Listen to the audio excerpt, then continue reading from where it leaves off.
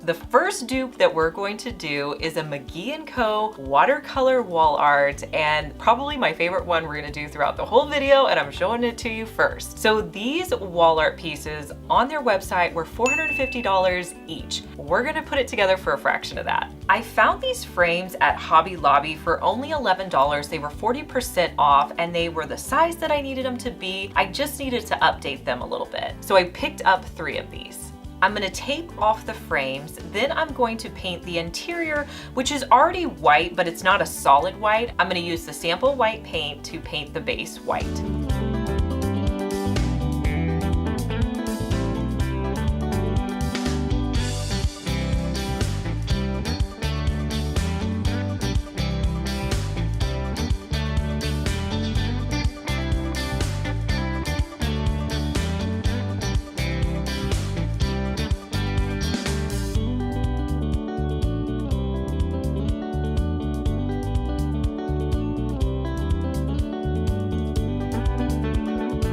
Now to create a textured gold look to my frames, I'm going to be using some gold rub and buff and add that on with a foam brush.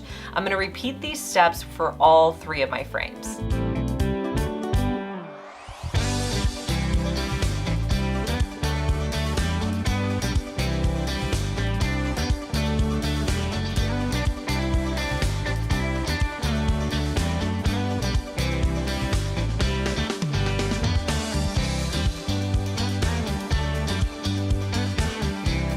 I picked up some watercolor paper and I kind of cheated and made it in the size that I needed to use for these frames. And then I also grabbed some watercolors off of Amazon. I will link those below if you're interested in them, but I found that Amazon had the best deal. I want to use this wall art at the lake, so I really wanted to use some green and blue colors in my painting. Now there's really no right or wrong way to do this, and in fact I ended up repeating and changing this about 3 times, but the key is to just add in different colors of paint, and also adding in water gives it that nice kind of flowy effect. So I went through and I created 3 different paintings, and I felt like they were just a little too light. I wanted it to be more saturated and I wanted more color.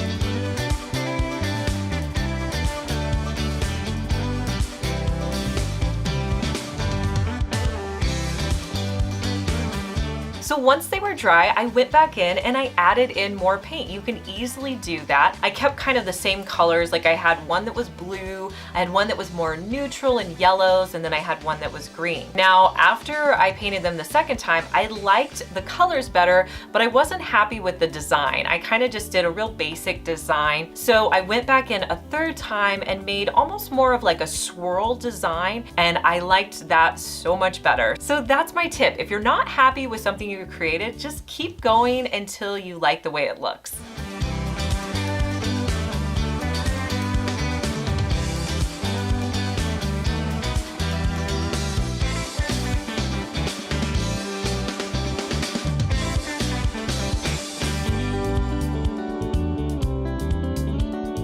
I added E6000 to the back of my watercolors.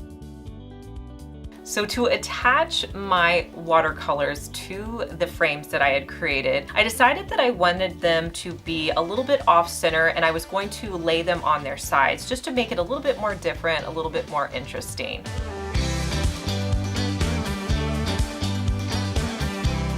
Now to hold them down flat while they had a chance to dry, I added some books to just have a hard surface so that they could dry overnight.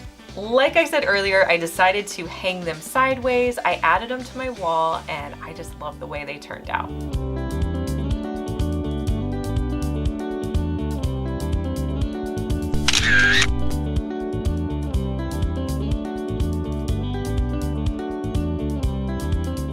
So when I was on McGee & Co.'s website, I found this next wall art piece and it was so incredibly overpriced, but honestly so simple and something I knew that I could recreate. This wall art was over $3,000, so I thought, let's go ahead and recreate it. I found a pack of canvases at Five Below that I picked up for $5. Now for this project, you're just going to need some macrame cord and some nautical rope. I'm gonna link both of the ones that I use on a regular basis in the description box below. Now on each of my canvas, I marked where I wanted the center strip to be on both of the canvases. I started with one of my yarns and I hot glued it to the back, and then I wrapped it around, hot glued it to the other side where I'd measured, and then I continued to wrap it around, hot gluing it periodically. Now some of my tips whenever you're wrapping yarn or cord around a canvas, you want to try to keep the yarn or twine as close as you can. It just gives it much more of a high-end look and it looks a lot more seamless. Now for this project, you want to try to keep it as level as possible. That's just going to help you when you get to the ends. So I wrapped the cord around the middle, and then once I got to my other lines that I had marked off, I just hot glued it in place and cut off the excess. Now I'm going to take my other rope and hot glue that to the edge where I just stopped on my center portion, and I'm going to wrap that, hot gluing it until I get to the very end.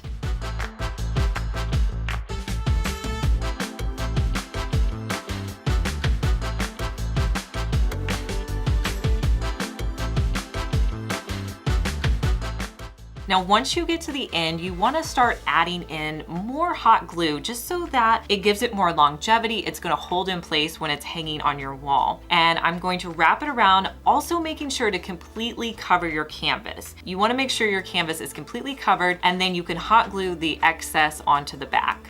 Once I do one side, I'm going to flip and do the other side. Now, I was thinking this project was actually going to take a while, but it went considerably faster than I thought. So if you're hesitant to try it, it really wasn't that long to create.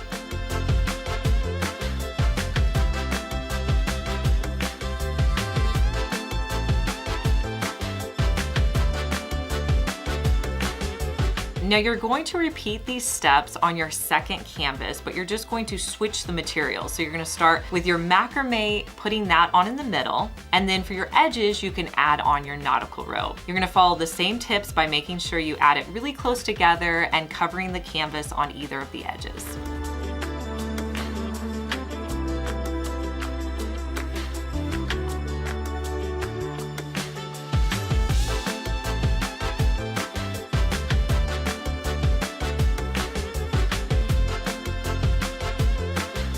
I really love this grouping of two. It adds so much texture to my walls.